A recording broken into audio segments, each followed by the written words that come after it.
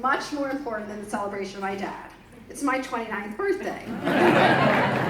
So I wanted to thank all of you for coming to my birthday party that I so generously shared with my dad.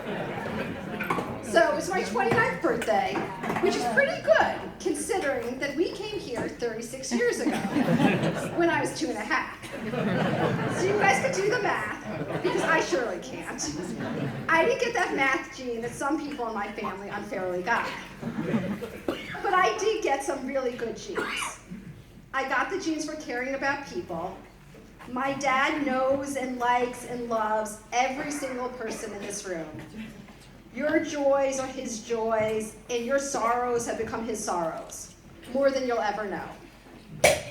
But I know, because I've seen him as I grew up, and I've learned that a big part of life is being with and caring about the people around you. One day, my dad was sitting in this shul with his dad, my papi, who was also a rabbi. And the Haftorah was about a woman who helps a prophet. And the prophet says to her, "What can I do back for you to repay your kindness?" And she says, "I live among my people." And Papi says to Abba, "That's it. We live among our people." That's what it's all about. This is how Abba has lived his life, like his father before him, living among his people. And you are all his people. In my life, I'm trying to do the same thing. It's not a coincidence that I became a social worker like my mom, and I'm working in the New Haven Jewish community just like my Abba. So back a couple years ago, when I was in USY, back when USY was still cool, and I ran for a huge election one year along with Dave and Noam. That year, Dave and Noam won, and I didn't. And I was devastated.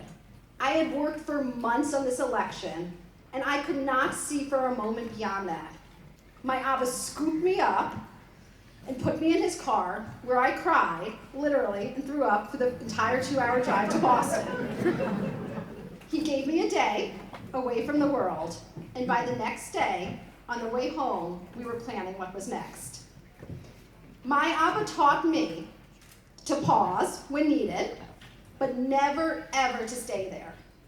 It is truly the greatest gift anybody has ever given me. My Abba taught me, with his words and his actions, how to survive.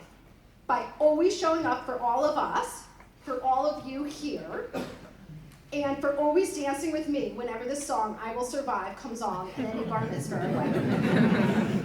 Many of you in this community have survived horrible illness, divorce, and death. But because of some of my dad's wisdom, because of his teaching, how he taught us, you guys have all survived like we have. Who would have ever thought little tiny this Hamden community would have become our home? And who would have known, and we wouldn't want to know it any other way. So I know tonight I was supposed to be funny, and one of my kids is really mad at me that I'm not. But I need to